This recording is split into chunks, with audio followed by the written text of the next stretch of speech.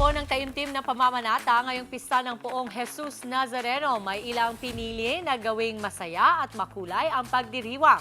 Makikalye silip tayo kay Traffic Tito Mondi Lopez live po na nasa Recto sa Maynila. Tito Mondi, anong inabutan mo dyan? Team Studio, eto na, Team Commute, kaway-kaway sabay. Nandito na tayo sa may ilalim din ng tulay, dito sa may Recto. At eto, makita natin mga kapatid natin na naka-standby sila. Eto, kitang-kita, sir, parang ano, ready tayo sa ano, nakaano pa tayo, bandana. Ano pangalan natin, sir? Brian, Brian.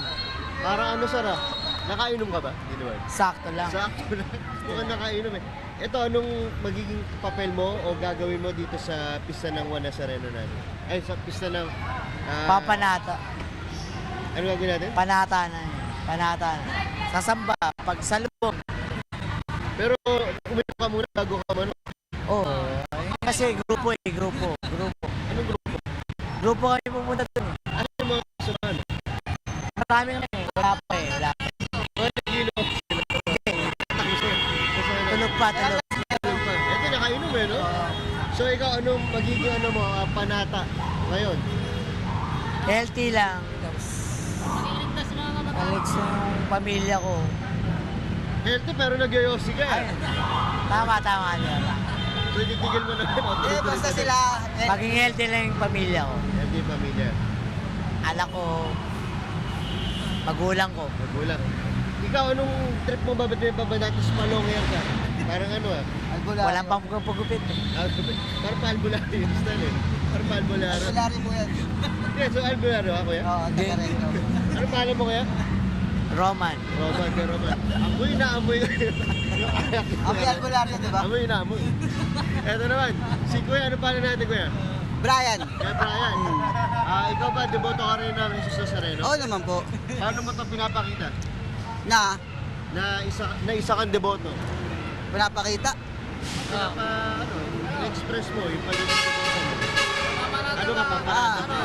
Hindi, pamapasan. Anong panata mo?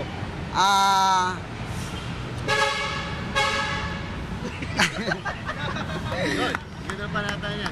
Very good. Ikaw naman, anong panata mo ngayon? Para maging ligtas ang aking pamilya.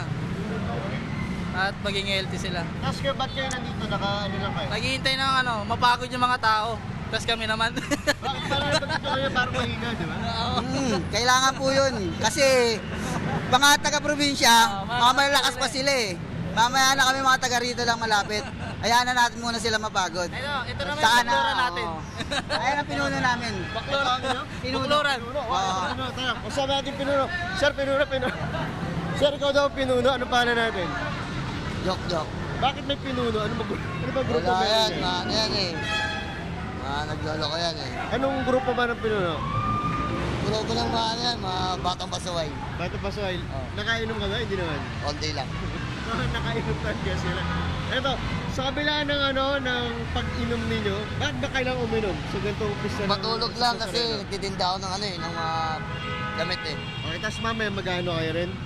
Tulog lang, kasi Hindi kayo mamaya. isa rin akong iyos eh. Kaya, konting ano lang, pag naubos yung paninda, tsaka tulog.